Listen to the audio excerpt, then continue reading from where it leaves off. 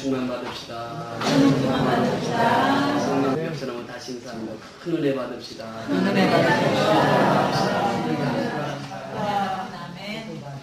제가 성경 읽을 때는 제일 중요한 구절이 어디라고 그랬죠? 첫 구절입니다. 첫 구절이고 그 다음에 첫 단어가 중요하다고 말씀드렸습니다. 오늘 13장 첫 절에 뭐라고 말씀 기록하고 있습니까? 또라고 하는 단어예요. 이 또라고 하는 단어는 카이라고 하는 단어입니다. 이 접속사로 되어 있어요. 접속사는 무엇입니까? 앞문장을 받는다고 하는 의미죠. 이 앞문장을 받아서 지금 오늘 본문이 시작됩니다. 자, 그 앞에 8절부터 12절까지 같이 봉독하겠습니다. 베드로전서 3장 8절부터 12절까지 이 문장을 받고 있습니다. 시작. 마지막으로 말하더니 너희가 다 마음을 같이하여 체결하며 형제를 사랑하며 불쌍히 여기며 겸손하며 악의 악으로 욕을 욕으로 갚지 말고 도리어 복을 빌어 이를 위하여 너희가 부르심을 입었으니 이는 복을 유업으로 받게 하려 하심이라. 그러므로 생명을 사랑하고 종날 보기를 원하는 자는 혀를 금하여 악한 말을 치며 그 입술로 교회를 말하지 말고 악의 사랑을 선언하고 화평을 구하여 입을 쫓으라. 주의 눈을 향하시고 그의 귀는 저희 간구에 기울이시되 주의 나라상 박행하는 자들을 향하시느니라 하였느니라. 아멘. 우리가 성경을 해석할 때 여러 가지 방법이 있습니다. 신학교에 가면은 여러 가지 방법이 있습니다. 그런데 가장 중요한 방법은 성경에서 성경을 해석하는 것입니다. 이 성경이 왜 그러냐면 성경에 다 짝이 있다고 이렇게 말하고 있습니다. 이사야 선지자에 보면은 너희는 여호와의 책을 자세히 읽어봐라. 이것들을 하나도 빠진 것이 없고 하나도 그 짝이 없는 것이 없으리니 이는 여호와의 이를 명하셨고 그의 신이 이것들을 모셨습니다. 이 성경 다 짝이 있다고 하는 것이에요. 그 성경을 자세히 읽으라고 하는 것은 바로 그런 의미에서 그렇습니다. 이 성경을 자세히 읽다 보면은 신부에게 짝이 다 있습니다. 자, 오늘 본문의 배경이 되는 짝이 있습니다. 이거는 시편 34편으로 넘어가야 됩니다. 시편 34편에 보면은 이렇게 기록하고 있습니다. 맨 위에 표제글에 보면 다윗이 아멜렉 앞에서 미친 채 하다가 쫓겨나서 지은 시 이런 표현합니다. 이스라엘 백성들이 다윗이 블레셋을 물리칠 때 다윗은 백전백승입니다. 승리했습니다. 마치 수신자분이 왜군을 물리쳤던 것처럼 전쟁만 하면 승리하는 거예요. 다윗만 가면 승리하는 거예요. 이스라엘 백성들 속에서 무슨 얘기가 있었느냐면 사울이 죽인 자는 천천히요, 다윗이 죽인 자는 만만이로다. 그러니까 이 사울 왕이 화가 난 거죠. 이스라엘 백성들이 왕보다도 다윗을 더 높이니까 다윗을 죽여야 되겠다. 그래서 다윗을 죽이려고 쫓아다녔습니다. 다윗이 피신하다가 이제 더 이상 자기 나라에서 피신할 것이 없어서 그 이웃 나라인 블레셋에 넘어가게 되죠. 그때 가드왕이 아비멜렉이 앞에 서게 됩니다. 그 아들이 잡아가지고 얘기를 합니다. 우리 적장이었던 다윗을 우리가 손으로 생포했습니다. 다윗을 끌고 왔습니다. 이놈이 다윗입니다 하고 왕 앞에 세웠습니다. 다윗은 죽을 수밖에 없는 상황이었습니다. 그때 다윗은 이제 그 문을 극적거리면서 미친 채를 합니다. 침을 질질 흘리고. 그러니까 아비멜렉 왕이 그 광경을 보면서 왜 미친놈을 나 앞에 데리고 왔느냐? 당장 쫓아내거라. 그 다윗이 쫓겨나서 살게 됩니다. 이 과정을 두 가지로 해석해 볼 수 있습니다. 첫째는 다윗이 내가 참 잘해서 좀 기가 막힌 아이디어가 떠올라서 내가 그 순간을 모면했다. 그래서 내가 살리려었다. 이렇게 생각할 수 있습니다. 그 다윗은 어떻게 생각했느냐? 그렇지 않았습니다. 이 상황을 하나님께서 보고 계셨다. 하나님께서 나를 미친 채에서 나로 하여금 이 생명을 건져주셨다. 하나님 나를 건져주셨다. 아멘. 이 경험이 있었고 이 체험이 있었습니다. 아멘. 그래서 지은씨가 시편 34편입니다. 1절 보세요. 뭐라고 말씀하십니까? 내가 여호와를 항상 송축하며 그를 송축함이 내 입에서 계속하리로다. 내 입에서 하나님을 계속 송축하리라. 왜? 내가 하나님을 체험하고 하나님을 경험하고 하나님을 만났기 때문에 내 입에서는 그 하나님을 송축할 수밖에 없다고 말씀합니다. 그러면서 이전에 그 말씀하십니다. 내 영혼의 여호와를 자랑하리니 곤고한 자가 이를 듣고 기뻐하리로다. 아멘. 그래서 우리의 사명이 무엇입니까? 예배자의 사명이 무엇입니까? 아멘. 하나님을 자랑하는 것이에요. 하나님이 나를 통해서 이렇게 일하셨습니다. 우리 교회를 통해서 이렇게 일하셨습니다. 아멘. 그 하나님의 이름을 높이고 하나님의 이름을 자랑하는 것입니다. 아멘. 이것이 예배자의 삶이라고 하는 것이에요. 그러면서 다윗은 더 나가서 말씀하십니다. 나와 함께 여호와를 광대하시다 하며 함께 그 이름을 높이세. 내가 여호와께 구하며 내게 응답하시고 내 모든 두려움에서 나를 건지셨도다.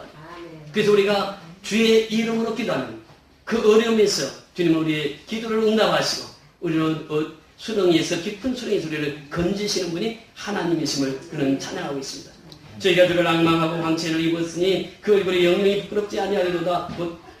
이 곤고한 자가 부르짖음에 여호와께서 들으시고 그 환난에서 구원하셨도다.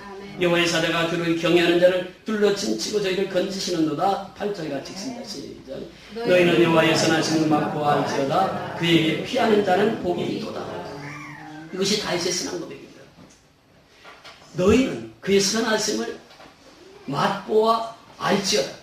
당신이 경험을 했습니다. 하나님의 선하심을 경험했습니다. 하나님은 어떤 분이시라고 하는 것을 맛보아 알게 되었습니다. 하나님을 경험했고 하나님을 체험했습니다. 그래서 이스라엘 백성들에게 다윗은 그렇게 노래했던 것이죠. 너희도 하나님을 선하심을 맛보아 알지어다 말씀하십니다. 그러면서 12절 이하 보십니다. 12절 생명을 사모하고 장수하게 복받기를 원하는 사람이 누구냐? 그 혀를 악에서 금하며 내 입술이 괴사한 말에서 금할지어다. 악을 버리고 선을 행하며 화평을 찾아 따를지어다. 여호와의 눈은 의인을 행하시고 그 귀는 저희의 부르짖음에 기울이시는도다. 여호와의 얼굴은 행하는 자를 대하사 저희의 자취를 땅에서 끊으려 하시는도다 말씀하십니다. 이 말씀이 지금 베드로 사도가 이 말씀을 가지고 설교한 내용이 오늘 보면 바로 앞에 있는 10절부터 12절의 말씀, 또 더 올라가서 8절부터 12절의 말씀은 지금 시편 34편을 그대로 설교한 내용입니다. 자, 시편 34편 조금 더 보시면요. 17절 이하에 보면 이 말씀을 주십니다. 의인의 외침이 여호와께 들으시고 저희의 모든 환난에서 건지셨도다. 여호와는 마음이 상한 자에게 가까이 하시고 중심에 통해하는 자를 구원하시는도다. 의인은 고난이 많으나 여호와께서 그 모든 고난에서 건지시는도다. 그 모든 뼈를 보호하시며 그 중에 하나도 꺾이지 아니하도다. 아멘. 자, 이것이 신약과 연결이 됩니다. 이 그 모든 뼈를 보호하시며, 뼈를 보호하신다고 하는 것은 무엇입니까? 하나님 건강도 챙겨주신다고 합니다. 뼈를 보호하신다고 하는 것이 무엇입니까? 이 예수님께서 십자가에 달리셨을 때, 예수님이 운명하셨을 때 뼈를 꺾지 않았습니다. 지금 이 구약에서 예언한 말씀 그대로 십자가상에서 이루어졌습니다. 모든 십자가형을 받는 사람은 발을 꺾었습니다. 뼈를 꺾었습니다. 그래서 죽음을 확인했습니다. 그 당시 풍습이 그랬습니다. 그러나 예수님은 그 뼈를 꺾지 않으셨습니다. 이미 이사야 시편 기자를 통해서 말씀하신 바와 같이 예수님은 십자가에서 죽으시고 발을 꺾임을 당하지 않았습니다. 이것이 바로 이제 십자가와 연결이 되고 있습니다. 자, 보세요. 우리가 신앙생활할 때 그 성경을 읽을 때에 그 짝을 찾아서 읽을 때에 또 성경에서 성경을 해석할 때 정확한 해석이 나온다고 하는 것입니다. 우리 하나님은 그 생명을 사랑하고 또 의인의 귀를 기울이시고 또 의인을 향하시는 하나님이심을 우리에게 말씀하십니다. 그러면서 또라고 하는 단어를 우리에게 말씀하십니다. 이 상황 속에서 오늘 본문과 연결이 되고 있습니다. 자, 13절 다 같이 읽습니다. 오늘 본문 13절 시작. 또 너희가 열심으로 선행하면 누가 너희를 대하리요. 자, 여기 보세요. 정말 이 13절은 아주 중요한 것들입니다. 또 너희가 열심으로 이렇게 표현합니다. 열심으로. 사람의 열심은 한계가 있습니다. 사람의 열심은 한계가 있습니다. 그러나 하나님의 열심은 무한합니다. 그래서 여기서 열심은 하나님의 열심을 말하고 있습니다. 하나님의 열심은 어떤 열심이냐? 성령의 충만함의 역사입니다. 이것을 우리에게 말씀하시고 있어요. 그래서 이 열심을 품고 이 말은 성령의 충만함을 품고 이 말이에요. 이 성령의 충만함을 품고 열심을 품고 주를 섬기고 열심을 품고 주의 일을 감당하는 것입니다. 누가복음 24장에 보면 성령에 대해서 그렇게 말씀하십니다. 너희가 일성을 떠나지 말라. 성령이 임할 때까지. 사도행전 1장 5절에 보면 성령이 임할 때까지 이 예루살렘을 떠나지 말라 이렇게 말씀하십니다. 그러면서 사도행전 1장 8절에 보면 오직 성령이 너에게 임하시면 너희가 권능을 받고 예루살렘과 온 유대와 사마리아와 땅 끝까지 이르러 내 증인이 되리라 말씀하십니다. 여기서 성령의 충만함이라고 하는 것은 불타는 열심을 말하고 있습니다. 성령이 임하게 되면, 그 권능이 임하게 되면 예루살렘에부터 시작된 복음이 땅 끝까지 전파된다고 하는 것입니다.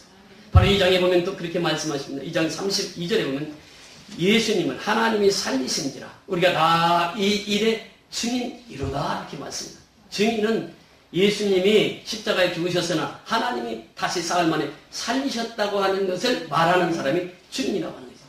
그러면서 32절에 그 말씀을 주시고 하나님의 오른손으로 예수님을 높이시며 그가 약속하신 성령을 아버지께서 너희 보고 듣는 이것을 부어주셨느니라 하면서 33절에 말씀하십니다. 그러면서 이스라엘 백성들에게 너희가 예수를 십자가에 못 박았도다라고 했을 때 그들이 고백합니다. 우리가 어찌할꼬 하거나 그때 답이 무엇입니까? 너희가 회개하여 예수의 이름으로 세례를 받으라. 그래야 너희가 죄사함을 받고 성령을 선물로 받으리라. 이때 세례받은 사람이 3,000명이 더했다. 사도행전 2장 41절의 말씀입니다. 로마서 8장 39절 이하에 보시 높음이나 깊음이나 다른 어떤 피조물이라도 너희를 할 자 없다라고 말합니다. 왜? 아버지께서 그 손을 붙들고 있기 때문에 그렇습니다. 여러분 이사야서 41장 10절에 보면 두려워 말라 내가 너와 함께하니라 놀라지 마라 나는 내 하나님이라 내가 너를 굳세게 하리라 참으로 너를 도와주리라 참으로 나의 의로운 오른손으로 너를 붙들리라 말씀하십니다. 그래서 하나님 앞에 붙들린 사람은 누구도 하나님의 손에서 빼앗을 자가 없다라고 하는 것입니다. 여러분 이렇게 하나님의 열심을 품고 선을 행하는 자를 누가 해할 수 있단 말입니까? 그 누구도 해할 수 없다라고 하는 것이에요. 그래서 오늘 이 본문을 통해서 우리에게 주시고자 하는 메시지는 열심으로 하나님의 열심으로 선을 행하면 누가 너희를 해하리 아무도 해할 자가 없다라고 말씀하십니다. 그런데 우리가 예수를 믿으면서 세상에서 환난을 당합니다. 핍박을 당합니다. 연단을 당합니다. 그런데 중요한 것은 초대교회 성도들 보세요. 핍박을 당하면 당할수록 연단을 당하면 당할수록 고난을 당하면 당할수록 어떠했습니까? 증인된 삶을 살았습니다. 예수 그리스도의 십자가 중심에서 복음을 전합니다. 그때 그들은 승리하는 삶을 살아갈 수 있었습니다. 그들 속에는 기쁨이 있었습니다. 감사가 있었습니다. 하나님의 복을 누리며 살았습니다. 이것이 바로 오늘 현대인들에게 주시는 말씀입니다. 하나님께서 우리에게 함께 하시면 우리는 그 선을 통해서 하나님께서 주시는 복을 받아 누리며 살게 되었다라고 하는 것입니다. 열심이라고 하는 것은 인수제전 이런 표현을 씁니다. 물론 패션이라고 하는 단어도 있습니다. 패션은 우리가 너무나도 잘 아는 단어예요. 이 지구상에서 가장 많이 쓰이는 단어가 무슨 단어라고 그랬죠? 맞아. 어머니라고 하는 단어입니다. 어머니 하면은 우리 가슴이 뭉클합니다. 군대 가서 어머니 어머니 세 번만 부르면 눈물을 다 쏟습니다. 애들이. 어머니의 사랑 그리고 어머니의 세계 공통 누구든지 어머니만 부르면 그 가슴이 미워오는 것이죠. 어머니라고 하는 단어가 세계에서 가장 많이 쓰이는 단어 두 번째 많이 쓰이는 단어가 무슨 단어인지 아십니까? 열정, 패션, 열심. 근데 이 영어에 보면은 인수제점 이런 표현을 씁니다. 인이라고 하는 말은 들어가다 그런 말이에요. 수제점이라고 하는 것은 theos, 신 그런 의미입니다. 그 신으로 들어가 다시 말하면 이 열심이라고 하는 것은 주님 속으로 내가 들어간다 그런 의미입니다.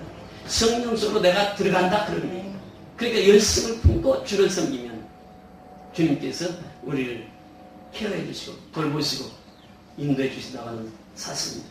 그래서 우리는 열심을 품고 주를 섬겨야 될 줄 믿습니다. 그래야 할 때 열심으로 선을 행하면 누가 우리를 해하리? 아무도 해할 자 없다라고 하는 것입니다.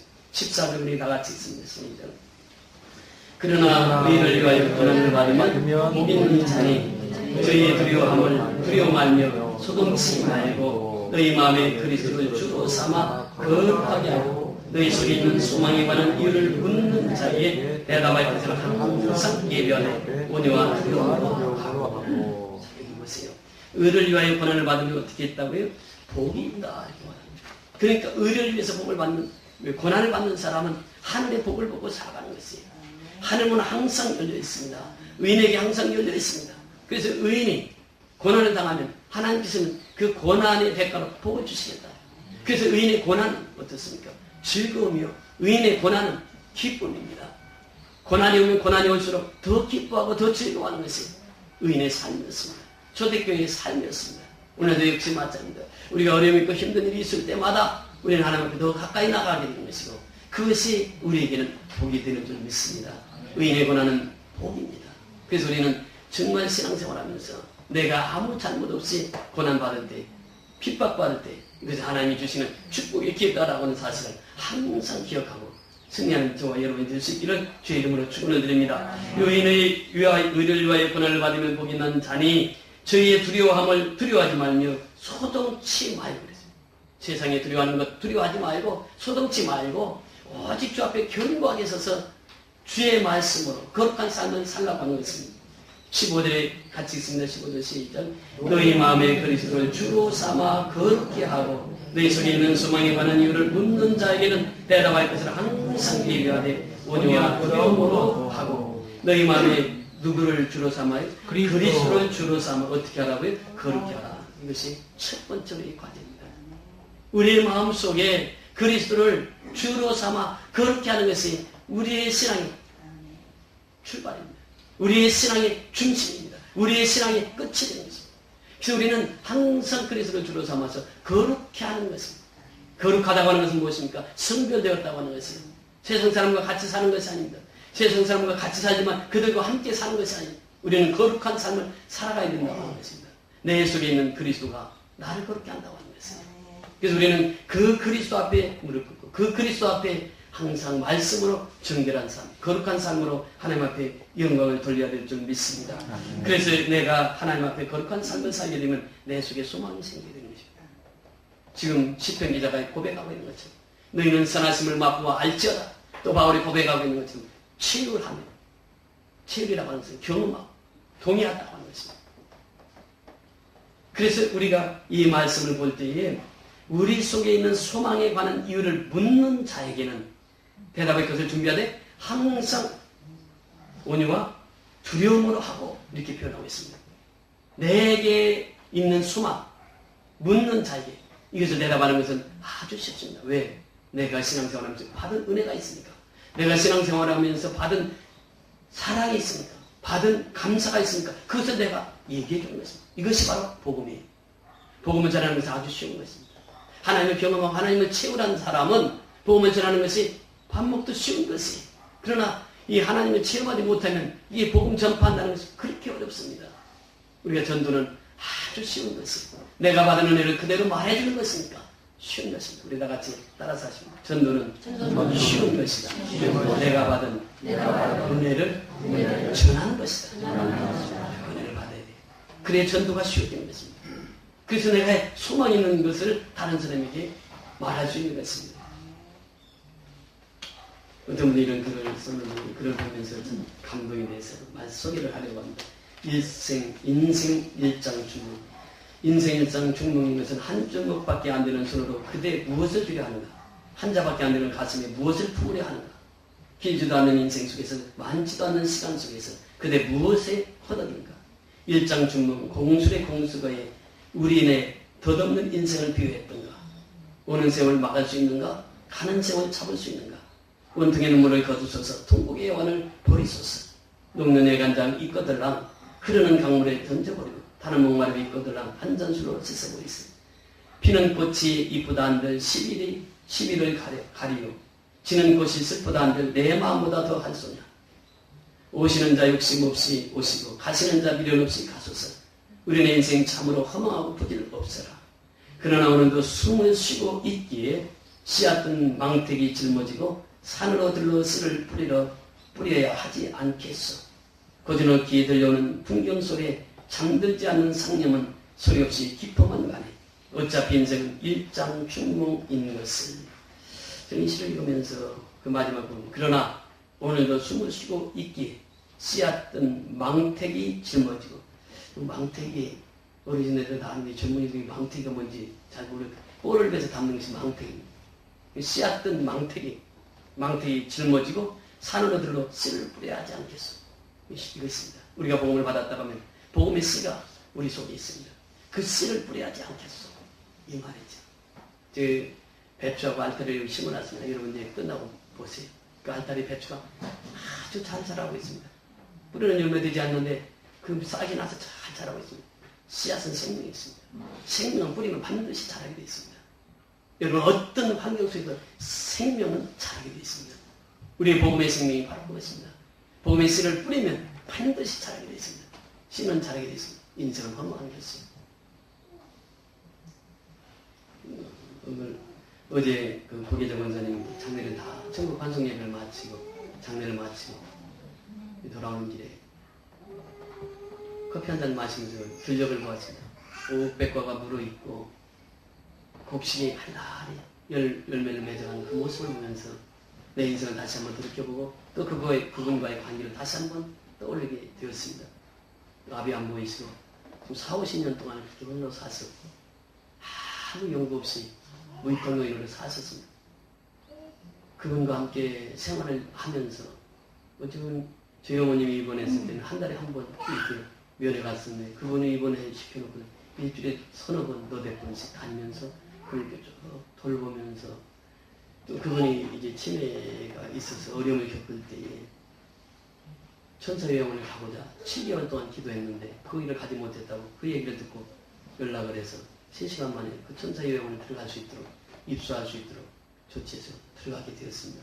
한두 주 지났는데 그분이 이제 개인 주택에서 살기를 원하시니 나를 여기서 내보내달라고 화곡삼당 동사무소를 갔습니다. 가서 직원을 만나서 얘기를 해보니까 입소 시설에 들어가 있는 분은 주택을 신청할 수가 없다고 얘기를 해주니까 동사무소에 나를 보내달라. 그래서 같이 갔습니다. 확인했습니다. 들어갈 수 없다고 확인했습니다. 화가 나신 거지. 왜 내가 들어가고 싶은데. 그러면서 이제 그 교회차에 앞에 타시는 막 집안 쓰고 그러면서 저한테도 화풀이를 하시고 그러시니 저도 이제 사람입니다. 너무 화가 나요. 그래서 문을 다 닫아놓고 저도 바람 좀 쐬러 1시간 쭉 돌아가고 왔는데 그때까지도 화가 안 풀려있어 막 그러시는 이제 그날 가서 간호사에게 만나서 보니까 치매약을 하나씩 먹고 있는데 여기서도 하나 가지고는 안 되겠습니다. 하나를 더 넣어야 되겠습니다. 그래서 이제 2알씩 먹이고 그러면서 제가 회개하는 것이 뭐냐면 그분은 환자인데 제가 그걸 이해를 못하고 나도 화냈던 것을 회개를 하면서 어제 다 장례를 이렇게 무사히 정말 하나님의 은혜를 마치고 돌아오면서 그분을 이렇게 마지막으로 떠내보내면서 그래도 그분이 어제 갔기에 이번에 필리핀을 가는데 그 마음이 한켠 놓아졌습니다. 사실 그분이 제 이름으로 저희들이 이렇게 등록이 되어 있기 때문에 제가 없으면 보호자가 없기 때문에 소천에도 장례가 치워지지 못하는 만약에 필리핀 갔을 때 소천해셨으면 그 마음이 드는데 그래서 먼저 하나님께서 이렇게 불러가셨구나. 오면서 이제 필리핀 선교에 대해서 구체적으로 준비를 못했습니다. 어제 최상영 선교사하고 만나서 그분이 타콜로반에서 1년 4개월 동안 사역을 했는데 그래서 쭉 보여주니 그래서 그분과 전화 통화를 해서 기아 대책 선교사님을 다 연결해서 통화하고 스케줄 어제 다 잡아놨습니다. 몸은 피곤했지만 그분과 함께 생활하면서 그것을 다 잡아놓고 나니까 마음이 너무 기쁜 거예요. 이제 필리핀 도착만 하면 모든 스케줄이 다 잡혀져 있습니다. 그래서 이 고난 속에서도 참 이번에 필리핀 선교가 참 쉽지 않은 그런 상황 속에서 가게 됩니다. 그런데도 하나님께서 그것을 다 준비를 시켜놓고 우리를 기다리고 있는 그 모습을 보면서 바로 하나님께서는 하나님의 일을 할 때에 하나님께서 그 일들을 주관하고 계십니다. 고난이 오고 핍박이 온다고 해서 내가 물러서지 않고 오히려 더 선교하고 오히려 하나님 기뻐하시는 일을 할 때에 하나님께서 삼정에서 선을 이루어가는 것을 보게 됩니다.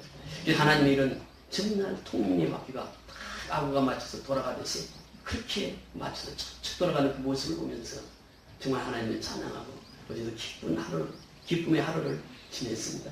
그리고 인생은 잠시 잠깐입니다. 그런데 중요한 것은 우리에게 핍박이 와도 고난이 와도 소망이 있는 것을 내 속에 누가 계시기 때문에 그리스도가 계시기 때문에 내 속에 예수가 계시기 때문에 수만 가운데 살아갈 수 있다는 것입니다.